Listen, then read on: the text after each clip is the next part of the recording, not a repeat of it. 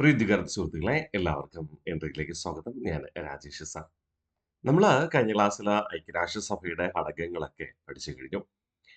ഇന്നു മുതൽ അടുത്ത ഒന്ന് രണ്ട് ക്ലാസ്സുകളിൽ നമ്മൾ പഠിക്കുന്നത് ഐക്യരാഷ്ട്രസഭയുടെ ഏജൻസികളെ കുറിച്ചാണ്. ആരംഭിച്ചാലോ? ഐക്യരാഷ്ട്രസഭയുടെ ഏജൻസികൾ രണ്ട് വിധമുണ്ട്. ഒന്ന് പ്രത്യേക ഏജൻസികൾ, രണ്ട് ഏജൻസികൾ. അപ്പോൾ പ്രധാനപ്പെട്ട 15 പ്രത്യേക ഏജൻസികളുണ്ട്. ഈ പ്രത്യേക ഏജൻസികളുടെ ഏകീകരണം നടത്തുന്നത് ഐക്യരാഷ്ട്രസഭയുടെ ഘടകമായ സാമ്പത്തിക സാമൂഹിക സമിതിയാണ്. ആ സാമ്പത്തിക സാമൂഹിക സമിതിയുടെ ആസ്ഥാനം എവിടെയാണ്? ന്യൂയോർക്കാണ്. നമ്മൾ പഠിച്ചു കഴിഞ്ഞു. ഇനി കുറച്ച് സ്വതന്ത്ര ഏജൻസികളുണ്ട്. ഐക്യരാഷ്ട്രസഭയുടെ പ്രത്യേക ഏജൻസികൾക്ക് സമാനമായ ചിലതുണ്ട്. അപ്പൊ നമ്മൾ ഇവിടെ ഫോക്കസ് ചെയ്യുന്നത് പ്രത്യേക ഏജൻസികളാണ്. മൊത്തം 15 പഠിക്കണം. ആ പ്രത്യേക ഏജൻസികളായി സാമ്യമുള്ള കാര്യങ്ങൾ അതോടൊപ്പം തന്നെ നമ്മൾ പഠിച്ചുറപ്പിക്കും. മനസ്സിലായോ? അപ്പോൾ 15 പ്രത്യേക ഏജൻസികളും അതേ സാമ്യമുള്ള അതേ വിഷയവുമായി ബന്ധപ്പെട്ട് പ്രവർത്തിക്കുന്ന അല്ലെങ്കിൽ മറ്റു വിഷയങ്ങളുമായി ബന്ധപ്പെട്ട് പ്രവർത്തിക്കുന്ന സ്വതന്ത്ര ഏജൻസികളുമാണ് നമ്മൾ പഠിക്കാനായിട്ട് ആരംഭിക്കുക. നമുക്ക് ആരംഭിച്ചാലോ? യെസ്. നമ്മൾ ഏറ്റവും ആദ്യം പഠിക്കാൻ പോകുന്നത് അന്താരാഷ്ട്ര തൊഴിൽ സംഘടന, ഇന്റർനാഷണൽ ലേബർ ഓർഗനൈസേഷൻ. സ്ഥാപിതമായത് 1919 ഏപ്രിൽ മാസം 11-ാം തീയതി. എങ്ങനെയാ സ്ഥാപിതമായ? ലീഗ് ഓഫ് നാഷൻസിന്റെ ഉപഘടകം എന്ന രീതിയിലാണ് സ്ഥാപിതമായത്. ലീഗ് ഓഫ് നാഷൻസിന് 3 ഘടകങ്ങളും 2 ഉപഘടകങ്ങളും ഉണ്ടായിരുന്നു അല്ലെ? ആ 3 ഘടകങ്ങൾ ഏതൊക്കെയാ? സമിതി, അസംബ്ലി, സെക്രട്ടേറിയറ്റ്. ഇത് മൂന്നും ഐക്യരാഷ്ട്രസഭ രൂപീകരിച്ചപ്പോഴാണ് ഐക്യരാഷ്ട്രസഭയുടെ ഘടകമായിട്ട് മാറി. പിന്നെ സർവ്വരാജ്യ സഖ്യത്തിന് 2 ഉപഘടകങ്ങൾ ഉണ്ടായിരുന്നു. ഇന്റർനാഷണൽ കോർട്ട് ഓഫ് ജസ്റ്റിസും പിന്നെ അന്താരാഷ്ട്ര തൊഴിൽ സംഘടനയും. ഇതിൽ ഇന്റർനാഷണൽ കോർട്ട് ഓഫ് ജസ്റ്റിസ് ഐക്യരാഷ്ട്രസഭയുടെ ഘടകമായി മാറി. എന്നാൽ ലീഗ് ഓഫ് നാഷൻസിന്റെ ഉപഘടകമായ അന്താരാഷ്ട്ര തൊഴിൽ സംഘടന ഐക്യരാഷ്ട്രസഭയുടെ പ്രത്യേക ഏജൻസികളിൽ ഒന്നായിട്ട് മാറി. ആസ്ഥാനം അന്നും ഐക്യരാഷ്ട്രസഭയുടെ ഏജൻസി ആകുമ്പോഴും ജനീവ തന്നെ. 1919 ഏപ്രിൽ 11-നാണ് ഇത് രൂപീകരിച്ചതെങ്കിലും ഐക്യരാഷ്ട്രസഭയുടെ ഘടകമായി തീരുന്നത്, ഐക്യരാഷ്ട്രസഭയുടെ പ്രത്യേക ഏജൻസിയായി തീരുന്നത് 1946-ലാണ്. ഓക്കെ. ഐക്യരാഷ്ട്രസഭയുടെ ഭാഗമായി മാറുന്നത് ഏത് വർഷം? 1946. എന്താണ് ലക്ഷ്യം? ആ വാക്കിൽ തന്നെ ഉണ്ട് എങ്കിലും സാമൂഹിക നീതി ഉറപ്പാക്കുക. ആർക്ക്? തൊഴിലാളികൾക്ക്. തൊഴിലാളികൾക്ക് സാമൂഹിക നീതി ഉറപ്പാക്കുക, ജീവിത നിലവാരം ഉയർത്തുക, തൊഴിലാളികളുടെ സാമ്പത്തിക സ്ഥിരത നിലനിർത്തുക എന്നിവ. ഓക്കെ.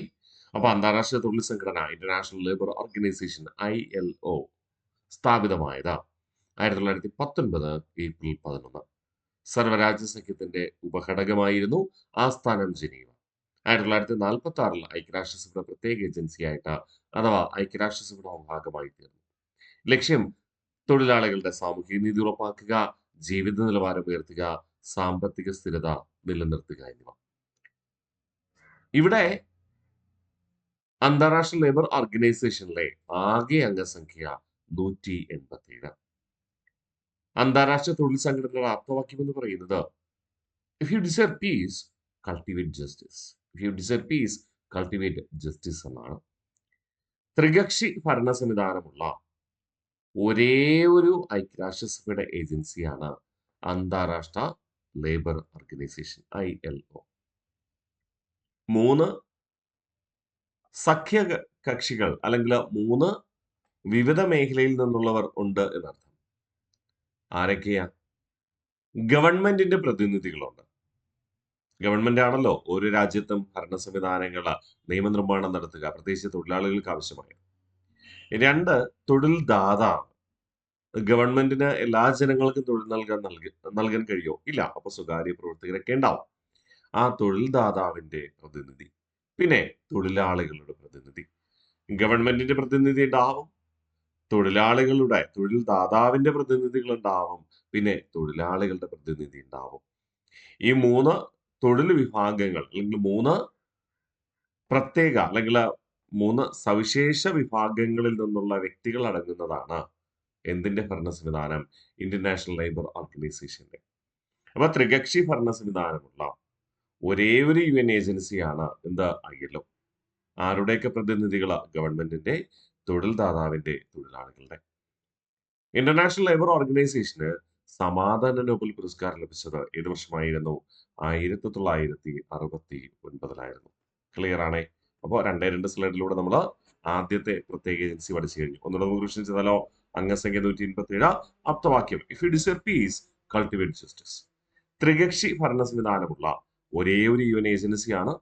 ഗവൺമെന്റ്, തൊഴിൽ ദാതാവ്, തൊഴിലാളികൾ എന്നിവരുടെ പ്രതിനിധികൾ പങ്കെടുക്കും. സമാധാന നോബൽ പുരസ്കാരം ലഭിച്ചത് 1969. പൂർണ്ണമായിട്ട് റിവിഷൻ ചെയ്താലോ? എന്തൊക്കെയാണ് നമ്മൾ പഠിച്ചേ? ഇന്റർനാഷണൽ ലേബർ ഓർഗനൈസേഷൻ ILO സ്ഥാപിതമായത് 1919 ഏപ്രിൽ 11 സർവ്വരാജ്യ സഖ്യത്തിന്റെ ഉപഘടകമായി. ആസ്ഥാനം അന്നും ഇന്നും ജനീവ തന്നെ. 1946 ഐക്യരാഷ്ട്രസഭയുടെ ഭാഗമായി തീർന്നു, അഥവാ ഐക്യരാഷ്ട്രസഭയുടെ പ്രത്യേക ഏജൻസിയായി മാറി. ലക്ഷ്യം തൊഴിലാളികളുടെ സാമൂഹിക നീതി ഉറപ്പാക്കുക, തൊഴിലാളികളുടെ ജീവിത നിലവാരം ഉയർത്തുക, തൊഴിലാളികളുടെ സാമ്പത്തിക സ്ഥിരത നിലനിർത്തുക. അംഗസംഖ്യ 187. ആപ്തവാക്യം: if you desire peace, cultivate justice. ത്രികക്ഷി ഭരണ സംവിധാനമുള്ള ഒരേ ഒരു UN ഏജൻസിയാണ്. ഗവൺമെന്റിന്റെ പ്രതിനിധികൾ, തൊഴിൽ ദാതാക്കളുടെ പ്രതിനിധികൾ, പിന്നെ തൊഴിലാളികളുടെ പ്രതിനിധികൾ. ഗവൺമെന്റിന്റെ പ്രതിനിധികൾ എന്ത് ചെയ്യും? വിവിധ രാജ്യങ്ങളിലെ ഗവൺമെന്റുകൾ തൊഴിലാളികൾക്ക് ആവശ്യമായ ക്ഷേമ പദ്ധതികൾ അഥവാ നിയമനിർമ്മാണം നടത്തുന്നതിന് വേണ്ടി ഉപദേശം നൽകും. തൊഴിൽ ദാതാവ് നിലനിന്നാലേ തൊഴിലാളികൾക്ക് നിലനിൽപ്പുണ്ടാവും. അപ്പോൾ തൊഴിൽ ദാതാക്കളുടെ പ്രതിനിധികൾ എന്ത് ചെയ്യും? തൊഴിൽ ദാതാവ് ചെയ്യേണ്ട കാര്യങ്ങളെ കുറിച്ചുള്ള നിർദ്ദേശങ്ങൾ നൽകും. 3 തൊഴിലാളി പ്രതിനിധികൾ അവരുടെ ആവശ്യങ്ങളും അവകാശങ്ങളും നിറവേറ്റുവാനുള്ള നിർദ്ദേശങ്ങൾ നൽകും. അതുകൊണ്ടാണ് ത്രികക്ഷി ഭരണ സംവിധാനം എന്ന് പറയുക. ഗവൺമെന്റ് പ്രതിനിധികൾ ഗവൺമെന്റുകൾക്ക് നിർദ്ദേശം നൽകുന്നു, തൊഴിൽ ദാതാവിന്റെ പ്രതിനിധികൾ തൊഴിൽ ദാതാക്കൾക്ക് നിർദ്ദേശം നൽകുന്നു, തൊഴിലാളികളുടെ പ്രതിനിധികൾ തൊഴിലാളികൾക്ക്. സമാധാന നോബൽ പുരസ്കാരം ലഭിച്ചത് 1969. ഓക്കെ അല്ലെ? ഇനി അടുത്ത പ്രത്യേക ഏജൻസിയാണ് നമ്മൾ പഠിക്കുന്നത്, ഭക്ഷ്യ കാർഷിക സംഘടന, ഫുഡ് ആൻഡ് അഗ്രികൾച്ചറൽ ഓർഗനൈസേഷൻ. ഭക്ഷ്യ കാർഷിക സംഘടന സ്ഥാപിതമായത് 1945 ഒക്ടോബർ മാസം 16. നമുക്കറിയാം, അതുകൊണ്ട് തന്നെ ആ ഒക്ടോബർ 16 നിലവിലെ ലോക ഭക്ഷ്യ ദിനമായിട്ടാണ് കണക്കാക്കുക. അപ്പൊ ലോക ഭക്ഷ്യ ദിനം എന്നറിയപ്പെടുന്നത് ഏത് ദിവസമാണ്? ഒക്ടോബർ 16. എന്തിന്റെ ഓർമ്മയ്ക്ക്? ലോക ഭക്ഷ്യ കാർഷിക സംഘടനയുടെ രൂപീകരണത്തിന്റെ ഓർമ്മ നിലനിർത്തുവാൻ. 2ാം ലോക മഹായുദ്ധത്തിന് ശേഷം രൂപം കൊണ്ട ആദ്യ സംഘടനയാണ്. 2ാം ലോക മഹായുദ്ധം അവസാനിക്കുന്നത് നമുക്കറിയാം 1945 മെയ് മാസം 11 കൂടി എവിടെ അവസാനിച്ചു? നമ്മുടെ യൂറോപ്പിൽ അവസാനിച്ചു, ചെക്കോസ്ലോവാക്യ മോചിപ്പിച്ചപ്പോൾ. 2ാം ലോക മഹായുദ്ധം ഏഷ്യ വൻകരയിൽ അല്ലെങ്കിൽ പൂർണ്ണമായി അവസാനിക്കുന്നത് ഏത് വർഷമാണ്? ജപ്പാൻ പരാജയം സമ്മതിച്ചതോടുകൂടി, അല്ലെങ്കിൽ ജപ്പാൻ കീഴടങ്ങിയതോടുകൂടി 1945 സെപ്റ്റംബർ മാസം 2-ാം തീയതി അല്ലെ? ആ 2ാം ലോക മഹായുദ്ധത്തിന് ശേഷം രൂപം കൊണ്ട ആദ്യ സംഘടനയാണ് ഭക്ഷ്യ കാർഷിക സംഘടന, ഫുഡ് ആൻഡ് അഗ്രികൾച്ചറൽ ഓർഗനൈസേഷൻ. ആപ്തവാക്യം: let there be a bread. അംഗരാഷ്ട്രങ്ങൾ 195, 194 രാജ്യങ്ങളും കൂടാതെ യൂറോപ്യൻ യൂണിയനും. ഇവിടെ 194 രാജ്യങ്ങൾ എന്ന് പറയുമ്പോൾ എന്തുകൊണ്ട് ഉൾപ്പെടും? 193 അംഗരാഷ്ട്രങ്ങളും കൂടാതെ പാലസ്തീൻ, കൂടാതെ യൂറോപ്യൻ യൂണിയൻ എന്ന സംഘടനയും. അങ്ങനെ ആകെ അംഗസംഖ്യ 195. ആസ്ഥാനം റോമാണ്, ഇറ്റലിയിലെ റോമാണ്. ലക്ഷ്യം ഭക്ഷ്യ സുരക്ഷ കൈവരിക്കുകയും സജീവവും ആരോഗ്യകരവുമായ ജീവിതം നയിക്കുന്നതിനാവശ്യമായ ഉയർന്ന നിലവാരമുള്ള ഭക്ഷണം ഉറപ്പാക്കുകയും ചെയ്യുക. ഒന്ന്, ഭക്ഷ്യ സുരക്ഷ കൈവരിക്കണം എന്ന് പറഞ്ഞാൽ എത്ര ജനങ്ങളാണോ ഉള്ളത് അവർക്ക് ആവശ്യമായ ഭക്ഷ്യോൽപാദനം നടത്തണമെന്നർത്ഥം. ഇനി ഭക്ഷ്യോൽപാദനം നടത്തിയാൽ മാത്രം മതിയോ? ഇല്ല. പിന്നെ സജീവവും ആരോഗ്യകരവുമായ ജീവിതം നയിക്കുന്നതിനാവശ്യമായ ഉയർന്ന നിലവാരമുള്ള ഭക്ഷണം ഉറപ്പുവരുത്തണം എന്നർത്ഥം. ഓക്കെ, ഭക്ഷ്യസുരക്ഷ കൈവരിക്കണം. അതോടൊപ്പം ജനങ്ങൾക്ക് ഹിതമായ ഭക്ഷ്യസുരക്ഷയാണ്. ജനങ്ങളുടെ ആരോഗ്യത്തിന് ഹാനികരമാകുന്ന ഭക്ഷ്യങ്ങൾ ഉൽപാദനമല്ല നടത്തേണ്ടത് എന്നർത്ഥം. ക്ലിയർ? അപ്പോ ഭക്ഷ്യ കാർഷിക സംഘടനയുടെ ലക്ഷ്യം എന്താണ്? ഭക്ഷ്യസുരക്ഷ കൈവരിക്കുകയും സജീവവും ആരോഗ്യകരവുമായ ജീവിതം നയിക്കുന്നതിനാവശ്യമായ ഉയർന്ന നിലവാരമുള്ള ഭക്ഷണം ഉറപ്പാക്കുകയും വേണം. ഓക്കെ, അപ്പൊ ലക്ഷ്യം അവിടെ ഉണ്ടായിരിക്കട്ടെ. ഗഡ്. അപ്പൊ ഒന്നുകൂടെ നമുക്ക് റിവിഷൻ ചെയ്താലോ? എന്താ നമ്മൾ പറയാ? ലോക ഭക്ഷ്യ കാർഷിക സംഘടന, ഫുഡ് ആൻഡ് അഗ്രികൾച്ചറൽ ഓർഗനൈസേഷൻ സ്ഥാപിതമായത് 1945 ഒക്ടോബർ 16. ലോക ഭക്ഷ്യ ദിനം എന്ന് പറയുന്നത് ഒക്ടോബർ 16 ഓക്കെ. രണ്ടാം ലോക മഹായുദ്ധത്തിന് ശേഷം രൂപം കൊണ്ട ആദ്യ സംഘടന. ഈ സെന്റൻസ് സ്ഥിരം PSC ചോദിക്കുന്നത് മറക്കല്ലേ. ആപ്തവാക്യം let there be bread, let there be bread. അംഗസംഖ്യ 195, അതായത് 194 രാജ്യങ്ങളും കൂടാതെ യൂറോപ്യൻ യൂണിയനും. ആസ്ഥാനം സ്ഥിതിചെയ്യുന്നത് റോമിലാണ്. ലക്ഷ്യം ഭക്ഷ്യ സുരക്ഷ കൈവരിക്കുന്നതിനും സജീവവും ആരോഗ്യകരവുമായ ജീവിതം നയിക്കുന്നതിനാവശ്യമായ ഉയർന്ന നിലവാരമുള്ള ഭക്ഷണം ഉറപ്പാക്കുകയും വേണം. ഈ ഒരു ലക്ഷ്യം സാക്ഷാത്കരിക്കുന്നതിന് വേണ്ടിയിട്ട് ഭക്ഷ്യ കാർഷിക സംഘടനയുടെ കീഴില് ഒരു പദ്ധതി ആവിഷ്കരിച്ചു. ഓക്കെ, ഭക്ഷ്യ കാർഷിക സംഘടന രൂപം കൊണ്ടുവന്ന 1945 ഒക്ടോബർ 16 ആ ഭക്ഷ്യ കാർഷിക സംഘടനയുടെ ലക്ഷ്യമായ ഭക്ഷ്യസുരക്ഷ ഉറപ്പാക്കുക എന്ന ലക്ഷ്യത്തിന് വേണ്ടിയിട്ട് ഒരു പ്രത്യേക പദ്ധതി അഥവാ സ്കീം രൂപവത്കരിച്ചു. ഏത് വർഷം? 1961. അതാണ് ലോക ഭക്ഷ്യ പരിപാടി, വേൾഡ് ഫുഡ് പ്രോഗ്രാം, ലോക ഭക്ഷ്യ പരിപാടി. ആസ്ഥാനം റോം തന്നെ, സ്വാഭാവികം. കാരണം എന്താ? ലോക ഭക്ഷ്യ കാർഷിക സംഘടനയുടെ കീഴിലാണ് രൂപീകരിക്കുക അല്ലെ. അപ്പോ ലോക ഭക്ഷ്യ പരിപാടി എന്ന പദ്ധതി ആരംഭിച്ചത് 1961 ആസ്ഥാനം റോം. ഐക്യരാഷ്ട്ര സംഘടനയുടെ ഭക്ഷ്യ സഹായ പദ്ധതിയാണ്, ഭക്ഷ്യ സഹായ പദ്ധതിയാണ് ലോക ഭക്ഷ്യ പരിപാടി. ഈ ലോക ഭക്ഷ്യ പരിപാടിക്ക്, വേൾഡ് ഫുഡ് പ്രോഗ്രാമിന് സമാധാന നോബൽ പുരസ്കാരം ലഭിച്ചത് 2020. ഇത്രയേ ഉള്ളൂ. നമുക്ക് PSCക്ക് ആവശ്യമുള്ള കാര്യങ്ങൾ വളരെ ചുരുക്കി നമ്മൾ പെട്ടെന്ന് തന്നെ പഠിക്കുകയാണ്. അപ്പോൾ ലോക ഭക്ഷ്യ പരിപാടി, വേൾഡ് ഫുഡ് പ്രോഗ്രാം സ്ഥാപിതമായത് 1961. ആസ്ഥാനം എവിടെയാണ്? റോമാണ്. ഐക്യരാഷ്ട്ര സംഘടനയുടെ ഭക്ഷ്യ സഹായ പദ്ധതി അഥവാ അന്താരാഷ്ട്ര ഭക്ഷ്യ കാർഷിക സംഘടനയുടെ കീഴിൽ ആരംഭിച്ച ഒരു പ്രത്യേക പദ്ധതി. ഈ പദ്ധതിക്ക് സമാധാന നോബൽ പുരസ്കാരം ലഭിച്ചത് വർഷം 2020. ഇനി മൂന്നാമത്തെ പ്രത്യേക ഏജൻസിയിലേക്ക് നമ്മൾ പോവുകയാണ്. അന്താരാഷ്ട്ര കാർഷിക വികസന നിധി.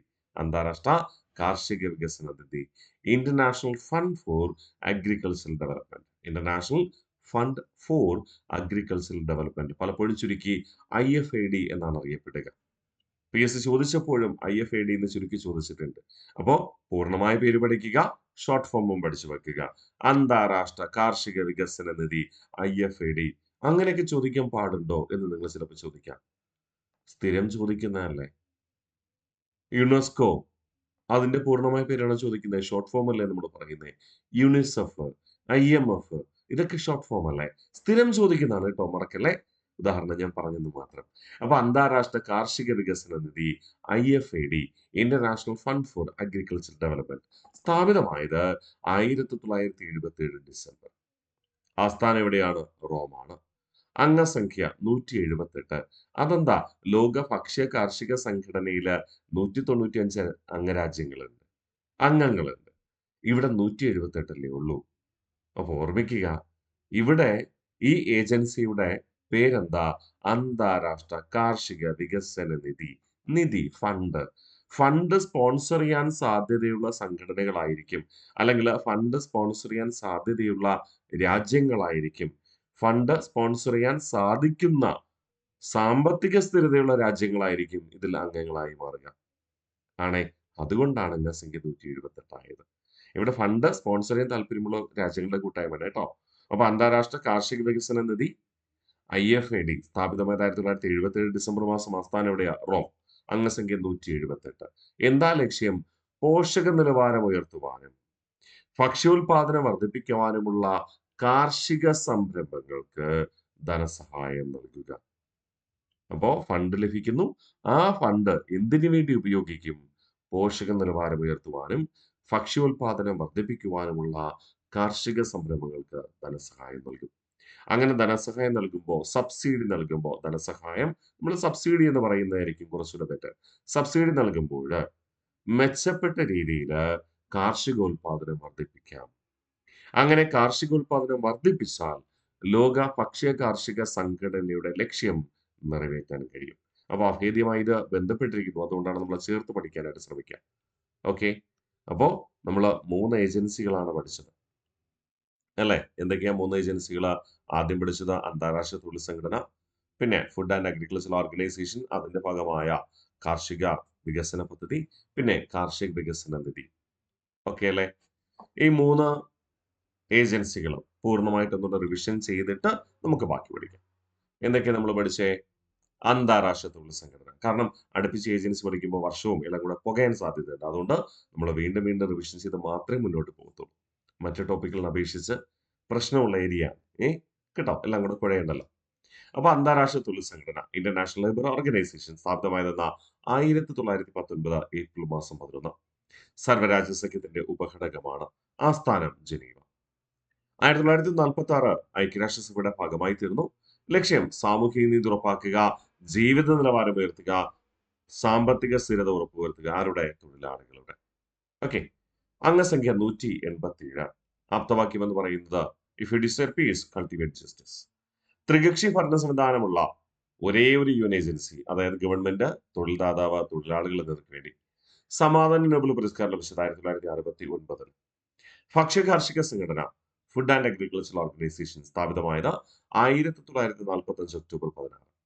ലോക ഭക്ഷ്യദിനമായി കണക്കാക്കുന്ന ഒക്ടോബർ 16 രണ്ടാം ലോക മഹായുദ്ധത്തിന് ശേഷം രൂപം കൊണ്ട ആദ്യ സംഘടന. ആപ്തവാക്യം ലെറ്റ് ദെയർ ബി ബ്രെഡ്. അംഗസംഖ്യ 195. 194 അംഗരാജ്യങ്ങളും കൂടാതെ യൂറോപ്യൻ യൂണിയൻ എന്ന സംഘടന. ആസ്ഥാനം റോമാണ്.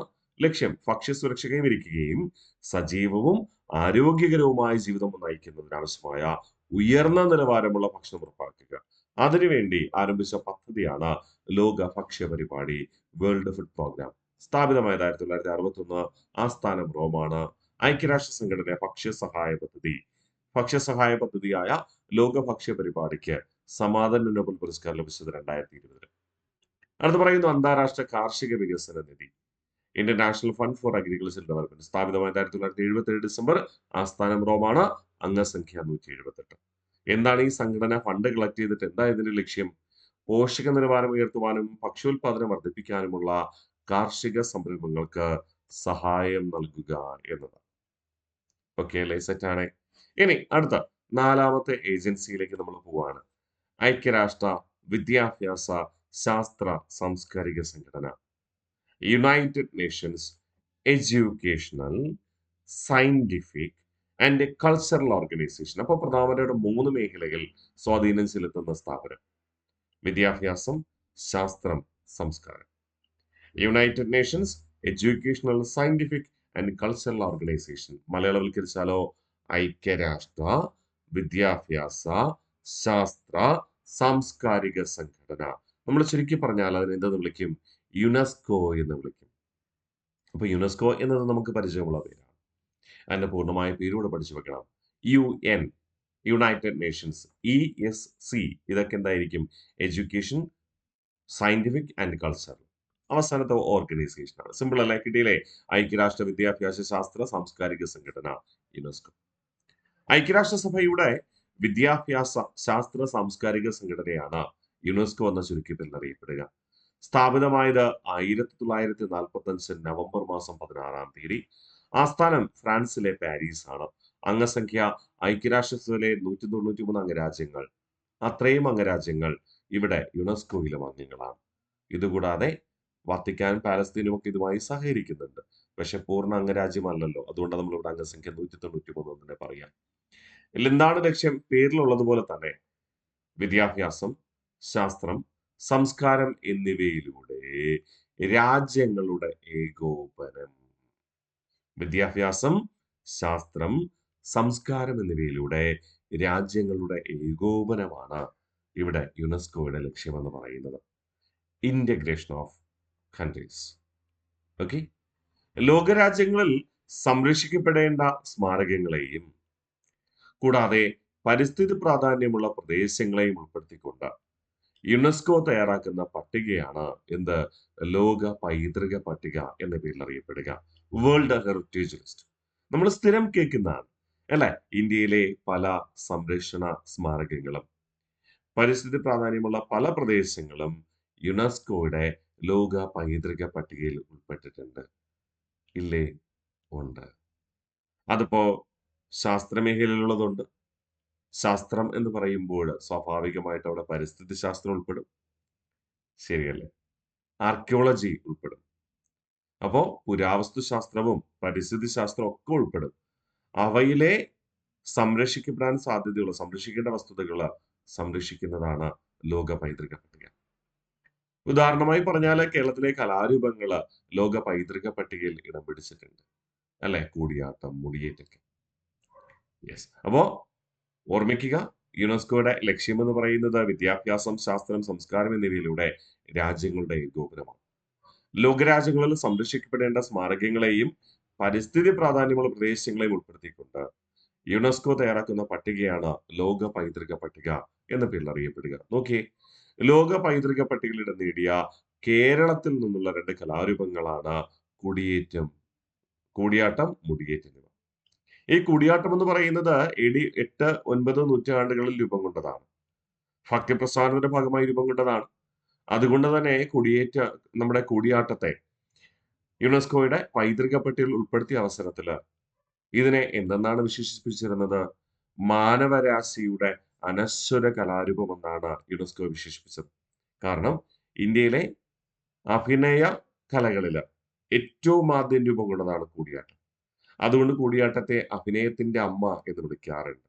അല്ലെ? നിങ്ങൾ ആർട്സ് ആൻഡ് കൾച്ചർ പഠിക്കുമ്പോൾ അവിടെ പഠിക്കുന്ന പേരാണ് കൂടിയാട്ടത്തെ അഭിനയത്തിന്റെ അമ്മ എന്ന് വിളിക്കാറുണ്ട്. അഭിനയത്തിന്റെ അമ്മ എന്ന് വിളിക്കാറുണ്ട്. കാരണം ഇന്ത്യയിലെ അവതരണ കലകളിൽ ഏറ്റവും പുരാതനമായത്, ഏറ്റവും പൗരാണികമാണ് കൂടിയാട്ടം എന്ന് പറയുക. അല്ലെ? ഇനി യുനെസ്കോ പൈതൃക പട്ടികയിൽ ഉൾപ്പെടുത്തിയപ്പോൾ എന്തെന്നാ വിശേഷിപ്പിച്ചേ? മാനവരാശിയുടെ അനശ്വര കലാരൂപം. രാശിയുടെ അനശ്വര കലാരൂപം. മാനവരാശിയുടെ അനശ്വര കലാരൂപം എന്ന് വിശേഷിപ്പിച്ചത് എന്തിനെയാണ്? നമ്മുടെ കൂടിയാട്ടത്തെയാണ്. കൂടിയാട്ടം എന്നാ രൂപം കൊണ്ടെന്ന് ഞാൻ പറഞ്ഞു. AD 8, 9 നൂറ്റാണ്ടുകളിൽ. AD 8, 9 നൂറ്റാണ്ടുകളിലാണ് അതിന് രൂപം നൽകാൻ നിർദ്ദേശം നൽകിയത്. രണ്ടാം ചേര സാമ്രാജ്യത്തിലെ അഥവാ കുലശേഖര സാമ്രാജ്യത്തിലെ കുലശേഖര ആഴ്വാറാണ് അതിന് പ്രാധാന്യം നൽകുക. കുലശേഖര ആഴ്വാറുടെ സദസ്യനായ തോലനാണ് ഈ കൂടിയാട്ടത്തിന്റെ അടിസ്ഥാന ഗ്രന്ഥങ്ങളായ ആട്ടപ്രകാരം, ക്രമദീപിക എന്നിവയുടെ രചയിതാവ്. ആട്ടപ്രകാരം, ക്രമദീപിക എന്നിവ രചിച്ചത് തോലനായിരുന്നു. ഈ തോലൻ ആരുടെ സദസ്യനായിരുന്നു? കുലശേഖര ആഴ്വാറുടെ. AD 8 നൂറ്റാണ്ടിന്റെ അവസാനത്തിലും 9 നൂറ്റാണ്ടിലുമായിട്ടാണ് എന്ത് പ്രചാരം നേടുക? കൂടിയാട്ടം. അവതരണ കലകളിൽ ഏറ്റവും പൗരാണികമായതുകൊണ്ട് അഭിനയത്തിന്റെ അമ്മയെന്ന് വിളിച്ചു. യുനെസ്കോയുടെ പൈതൃക പട്ടികയിൽ ഇടം നേടിയപ്പോൾ എന്തെന്ന് വിശേഷിപ്പിച്ചു? മാനവരാശിയുടെ അനശ്വര കലാരൂപം. ഇമ്പോർട്ടന്റ് ആണ് കേട്ടോ. ഇനി അടുത്ത യുനെസ്കോയുടെ ലോക പൈതൃക പട്ടികയിൽ ഇടം നേടിയ ഇന്ത്യയിലെ ആദ്യത്തെ ദേശീയോദ്യാനം എന്ന് പറയുന്നത് കാഞ്ചൻജംഗയാണ്. ഇതുകൂടെ ഒരുപാട് പ്രദേശങ്ങൾ ഇടം നേടിയിട്ടുണ്ട്. നമ്മൾ ഏറ്റവും ആദ്യത്തെ പറയുന്നു എന്ന് മാത്രം. ഇന്ത്യയിലെ ആദ്യത്തെ ദേശീയോദ്യാനം കാഞ്ചൻജംഗ. 2015 യുനെസ്കോ എക്സലൻസ് അവാർഡ് ലഭിച്ച കേരളത്തിലെ ക്ഷേത്രമാണ് തൃശൂർ ജില്ലയിലെ വടക്കുംനാഥ ക്ഷേത്രം. തൃശൂർ പൂരവുമായി ബന്ധപ്പെട്ട നിങ്ങൾക്കേറെ പരിചിതമാണ് അല്ലെ? അപ്പൊ 2015 യുനെസ്കോയുടെ എക്സലൻസ് അവാർഡ് ലഭിച്ച കേരളത്തിലെ ക്ഷേത്രം ഏതാണെന്ന് ചോദിച്ചു കഴിഞ്ഞാൽ തൃശൂർ ജില്ലയിലെ വടക്കുംനാഥ ക്ഷേത്രമാണ്. മറക്കൂലല്ലോ. ഇനി അടുത്ത് പറയുന്നു, ശാസ്ത്രത്തെ ജനപ്രിയമാക്കുന്ന ശാസ്ത്രജ്ഞർക്ക് യുനെസ്കോ നൽകുന്ന പുരസ്കാരമാണ് കലിംഗ പുരസ്കാരം. കലിംഗ എന്ന വാക്ക് കേൾക്കുമ്പോൾ തന്നെ നമുക്ക് മനസ്സിലാകും, കലിംഗ നമ്മൾ എവിടെയോ കേട്ടിട്ടുണ്ടല്ലോ. അതെ, കലിംഗ യുദ്ധം. അശോക ചക്രവർത്തിയുമായി ബന്ധപ്പെട്ടതാണ് കലിംഗ യുദ്ധം. കലിംഗ യുദ്ധത്തിലെ പശ്ചാത്താപമാണ് അശോക ചക്രവർത്തിയെ ബുദ്ധമതത്തിലേക്ക് ആകൃഷ്ടനാക്കുന്നതും ബുദ്ധമത പ്രചാരകനായിട്ട് അദ്ദേഹവും അദ്ദേഹത്തിന്റെ മക്കളും ഇന്ത്യയിലും ഇന്ത്യയുടെ രാജ്യങ്ങളും സന്ദർശിക്കുക. അതുകൊണ്ടാണല്ലോ നമ്മൾ അശോക ചക്രവർത്തിയെ ബുദ്ധമതത്തിന്റെ കോൺസ്റ്റന്റൈൻ, ബുദ്ധമതം പ്രചരിപ്പിച്ചവൻ എന്നർത്ഥത്തിൽ വിളിക്കുക അല്ലെ? യെസ്. അപ്പോ ആ കലിംഗ എന്ന് പറയുന്നത് ഇന്ത്യയിലാണ് എന്ന് നമുക്ക് മനസ്സിലാക്കാം. ഇന്ത്യയിൽ എവിടെയാണെന്ന് ചോദിച്ചാൽ നിലവിലെ ഒഡീഷ സംസ്ഥാനത്താണ്. അപ്പോൾ ഒഡീഷ സംസ്ഥാനത്തിന് ഇതുമായി ബന്ധമുണ്ടോ? തീർച്ചയായിട്ടും ബന്ധമുണ്ട്. ഐക്യരാഷ്ട്രസഭയുടെ പ്രത്യേക ഏജൻസിയായ യുനെസ്കോ ശാസ്ത്രത്തെ ജനപ്രിയമാക്കുന്ന ശാസ്ത്രജ്ഞർക്ക് നൽകുന്ന പുരസ്കാരമാണ് കലിംഗ പുരസ്കാരം. ശാസ്ത്ര പ്രചരണത്തിന് ഒഡീഷ സർക്കാരുമായി സഹകരിച്ച് ഇന്ത്യയിലെ ഒഡീഷ സർക്കാരുമായി സഹകരിച്ച് യുനെസ്കോ ഏർപ്പെടുത്തിയിരിക്കുന്ന പുരസ്കാരമായിരുന്നു ഇത്. ആദ്യമായി പുരസ്കാരം നൽകി തുടങ്ങിയത് 1952 അതും ഓർമ്മയുണ്ടാകട്ടെ. അപ്പൊ യുനെസ്കോ രൂപീകരിച്ചതെന്നാണ് 1945 നവംബർ 16. എന്തായിരുന്നു യുനെസ്കോയുടെ പൂർണ്ണരൂപം? United Nations Educational Scientific and Cultural Organization. ആസ്ഥാനം ഫ്രാൻസിലെ പാരീസ് ആണ്. അംഗസംഖ്യ 193. എന്താ ലക്ഷ്യം? വിദ്യാഭ്യാസം, ശാസ്ത്രം, സംസ്കാരം എന്നിവയിലൂടെ രാജ്യങ്ങളുടെ ഏകോപനം. ലോകരാജ്യങ്ങളിൽ സംരക്ഷിക്കപ്പെടേണ്ട സ്മാരകങ്ങളെയും പരിസ്ഥിതി പ്രാധാന്യമുള്ള പ്രദേശങ്ങൾ ഉൾപ്പെടുത്തിക്കൊണ്ട് യുനെസ്കോ തയ്യാറാക്കുന്ന പട്ടികയാണ് ലോക പൈതൃക പട്ടിക, വേൾഡ് ഹെറിറ്റേജ് ലിസ്റ്റ് എന്ന പേരിൽ അറിയപ്പെടുക. നമ്മൾ പലപ്പോഴും ലോക പൈതൃക പട്ടിക ഒരുപാട് തവണ കേൾക്കാറുള്ളതാണ് അല്ലെ? ലോക പൈതൃക പട്ടികയിൽ നേടിയ കേരളത്തിൽ നിന്നുള്ള 2 കലാരൂപങ്ങളാണ് കൂടിയാട്ടം, മുടിയേറ്റ് എന്നിവ. ഇന്ത്യയിലെ ആദ്യത്തെ ദേശീയോദ്യാനം എന്ന് പറയുന്നത് കാഞ്ചൻജംഗയും. 2015 യുനെസ്കോയുടെ എക്സലൻസ് അവാർഡ് ലഭിച്ച കേരളത്തിലെ ക്ഷേത്രമാണ് തൃശൂർ ജില്ലയിലെ വടക്കുംനാഥ ക്ഷേത്രം. ശാസ്ത്രത്തെ ജനപ്രിയമാക്കുന്ന ശാസ്ത്രജ്ഞർക്ക് യുനെസ്കോ നൽകുന്ന പുരസ്കാരമാണ് കലിംഗ പുരസ്കാരം.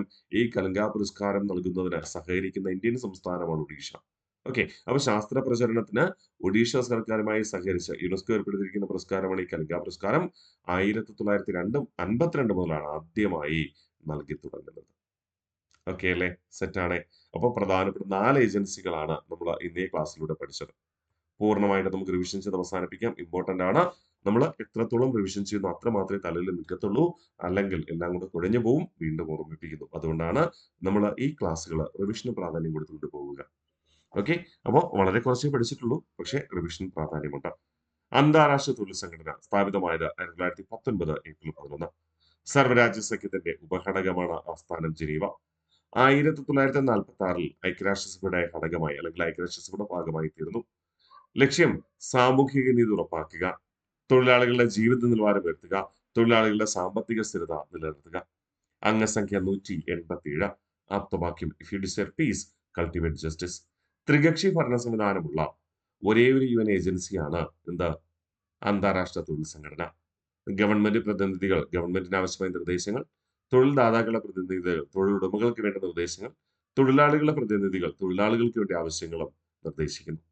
സമാധാനം നോബൽ ലഭിച്ചത് 1969. ഭക്ഷ്യ കാർഷിക സംഘടന ഫുഡ് ആൻഡ് അഗ്രികൾച്ചർ ഓർഗനൈസേഷൻ സ്ഥാപിതമായത് 1945 ഒക്ടോബർ 16. ലോക ഭക്ഷ്യദിനമായി കണക്കാക്കുന്നത് ഒക്ടോബർ 16 തന്നെ. രണ്ടാം ലോക മഹായുദ്ധത്തിന് ശേഷം രൂപം കൊണ്ട ആദ്യ സംഘടന. ആപ്തവാക്യം let there be a bread. അംഗങ്ങൾ 195. അതിൽ 194 രാജ്യങ്ങളും 195ാമതായി യൂറോപ്യൻ യൂണിയൻ എന്ന സംഘടനയും. ആസ്ഥാനം റോമാണ്. എന്താ ലക്ഷ്യം? ഭക്ഷ്യസുരക്ഷ കൈവരിക്കുകയും സജീവവും ആരോഗ്യകരവുമായ ജീവിതം നയിക്കുന്നതിനാവശ്യമായ ഉയർന്ന നിലവാരമുള്ള ഭക്ഷണം ഉറപ്പാക്കുക. ഈ ലക്ഷ്യം സാക്ഷാത്കരിക്കുവാനായിട്ട് ആരംഭിച്ച ഒരു പ്രത്യേക പദ്ധതിയായിരുന്നു ലോക ഭക്ഷ്യ പരിപാടി, വേൾഡ് ഫുഡ് പ്രോഗ്രാം. സ്ഥാപിതമായത് 1961. ആസ്ഥാനം റോമാണ്. ഐക്യരാഷ്ട്ര സംഘടനയുടെ ഭക്ഷ്യ സഹായ പദ്ധതി. സമാധാന നോബൽ പുരസ്കാരം ലഭിച്ചത് 2020. അന്താരാഷ്ട്ര കാർഷിക വികസന നിധി, International Fund for Agriculture Development. സ്ഥാപിതമായത് 1977 ഡിസംബർ മാസം. ആസ്ഥാനം റോമാണ്. അംഗസംഖ്യ 178. എന്താണ് ലക്ഷ്യം? പോഷക നിലവാരം ഉയർത്തുവാനും ഭക്ഷ്യോൽപാദനം വർദ്ധിപ്പിക്കാനുമുള്ള കാർഷിക സംരംഭങ്ങൾക്ക് ധനസഹായം നൽകുക. ഐക്യരാഷ്ട്ര വിദ്യാഭ്യാസ ശാസ്ത്ര സാംസ്കാരിക സംഘടന UNESCO, United Nations Educational Scientific and Cultural organisation. ഐക്യരാഷ്ട്രസഭയുടെ വിദ്യാഭ്യാസ ശാസ്ത്ര സാംസ്കാരിക സംഘടന സ്ഥാപിതമായത് 1945 നവംബർ 16. ആസ്ഥാനം ഫ്രാൻസിലെ പാരീസ് ആയിരുന്നു. അംഗസംഖ്യ 193. ലക്ഷ്യം വിദ്യാഭ്യാസം, ശാസ്ത്രം, സംസ്കാരം എന്നിവയിലൂടെ രാജ്യങ്ങളുടെ ഏകോപനം. ലോകരാജ്യങ്ങളിൽ സംരക്ഷിക്കപ്പെടേണ്ട സ്മാരകങ്ങളെയും പരിസ്ഥിതി പ്രാധാന്യമുള്ള പ്രദേശങ്ങൾ ഉൾപ്പെടുത്തിക്കൊണ്ട് യുനെസ്കോ തയ്യാറാക്കുന്ന പട്ടികയാണ് എന്ത് പേരിൽ അറിയപ്പെടുക? ലോക പൈതൃക പട്ടിക, വേൾഡ് ഹെറിറ്റേജ് ലിസ്റ്റ് എന്നറിയപ്പെടുക. ലോക പൈതൃക പട്ടികയിൽ നേടിയ കേരളത്തിൽ നിന്നുള്ള 2 കലാരൂപങ്ങളാണ് കൂടിയാട്ടം, മുടിയേറ്റ് എന്നിവ. കൂടിയാട്ടം എന്ന് പറയുന്നത് അഭിനയത്തിന്റെ അമ്മ എന്നറിയപ്പെടുന്നു. കാരണം ഇന്ത്യയിൽ രൂപം കൊണ്ടതിൽ വെച്ച് ഏറ്റവും പഴക്കമുള്ള അവതരണ കലാരൂപമാണ് കൂടിയാട്ടം. അതുകൊണ്ട് തന്നെ യുനെസ്കോയുടെ പൈതൃക പട്ടികയിൽ ഇടം നേടി. യുനെസ്കോ വിശേഷിപ്പിച്ചത് മാനവരാശിയുടെ അനശ്വര കലാരൂപം. കൂടിയാട്ടത്തിന് തുടക്കം കുറിച്ചത് കുലശേഖര രാജാവ്, അതായത് രണ്ടാം ചിര സാമ്രാജ്യത്തിലെ ഭരണാധികാരിയായ കുലശേഖര ആழ்വാറുടെ കാലഘട്ടത്താണ്. അദ്ദേഹത്തിന്റെ സദസ്സനായ തോലനാണ് കൂടിയാട്ടത്തിന്റെ അടിസ്ഥാന ഗ്രന്ഥങ്ങളായ എന്തൊക്കെ ആട്ടപ്രകാരം, ക്രമദീപിക എന്നിവയുടെ രചയിതാവ്. അത് മനസ്സിലുണ്ടാവട്ടെ. യുനെസ്കോയുടെ ലോക പൈതൃക പട്ടികയിൽ ഇടം നേടിയ ഇന്ത്യയിലെ ആദ്യത്തെ ദേശീയോദ്യാനം എന്ന് പറയുന്നത് കാഞ്ചൻജംഗയാണ്. 2015 യുനെസ്കോയുടെ എക്സലൻസ് അവാർഡ് ലഭിച്ച കേരളത്തിലെ ക്ഷേത്രമാണ് തൃശ്ശൂർ ജില്ലയിലെ വടക്കുംനാഥ ക്ഷേത്രം. ശാസ്ത്രത്തെ ജനപ്രിയമാക്കുന്ന ശാസ്ത്രജ്ഞർക്ക് യുനെസ്കോ നൽകുന്ന പുരസ്കാരമാണ് കലിംഗ പുരസ്കാരം. ശാസ്ത്ര പ്രചരണത്തിന് ഇന്ത്യയിലെ ഒഡീഷ സർക്കാരുമായി സഹകരിച്ചാണ് യുനെസ്കോ ഈ കലിംഗ പുരസ്കാരം ഏർപ്പെടുത്തിയിരിക്കുക. 1952 മുതൽ ഈ പുരസ്കാരം നൽകുന്നുണ്ട്. ഓക്കെ അല്ലേ? അപ്പൊ ഇത്രയും കൃത്യമായി പഠിച്ചു വരിക. അപ്പൊ 4 ഏജൻസികൾ പഠിച്ചു കഴിഞ്ഞു. ഇനി എത്ര പ്രത്യേക ഏജൻസികളുണ്ട്? 11 പ്രത്യേക ഏജൻസികളും മറ്റ് അനുബന്ധ ഏജൻസികളും. അടുത്ത 3 ക്ലാസ്സുകളിലൂടെ നമ്മളത് പഠിച്ചുറപ്പിക്കും. ഓരോ ക്ലാസ്സിലും പഠിക്കുന്നത് കൃത്യമായി പഠിച്ചു വെക്കണം. ഇല്ലെങ്കിൽ അടുത്ത ക്ലാസ് എത്തുമ്പോൾ സ്വാഭാവികമായിട്ടും വർഷങ്ങളും അംഗരാജ്യങ്ങളും ആസ്ഥാനവും ഒക്കെ കൺഫ്യൂഷൻ ആവാൻ സാധ്യതയുണ്ട്. അതുകൊണ്ട് പ്രിയ വിദ്യാർത്ഥികളെ കൃത്യമായി പഠിച്ച് നമുക്ക് മുന്നോട്ട് പോകാം. എത്ര തവണ റിവിഷൻ ചെയ്യാൻ പറ്റുമോ അത്ര തവണ റിവിഷൻ ചെയ്യുക. എങ്കിൽ മാത്രമേ അത് മനസ്സിലുണ്ടായിരിക്കത്തുള്ളൂ. റിവിഷൻ എന്ന് പറയുമ്പോൾ നോട്ട് ഒന്ന് ഓടിച്ച് വായിക്കുക. അത്ര മാത്രമേ ഞാൻ ഉദ്ദേശിക്കുന്നുള്ളൂ. അല്ല ഓരോ സെന്റൻസ് കാണാതെ പഠിക്കാനല്ല. കാണാതെ പഠിക്കരുത്. ആവർത്തിച്ച് വായിക്കാനായിട്ട് ശ്രമിക്കുക. അത്ര മാത്രം. ഓക്കെ അല്ലേ? ബൈ. അടുത്ത ക്ലാസ്സിൽ കാണാം.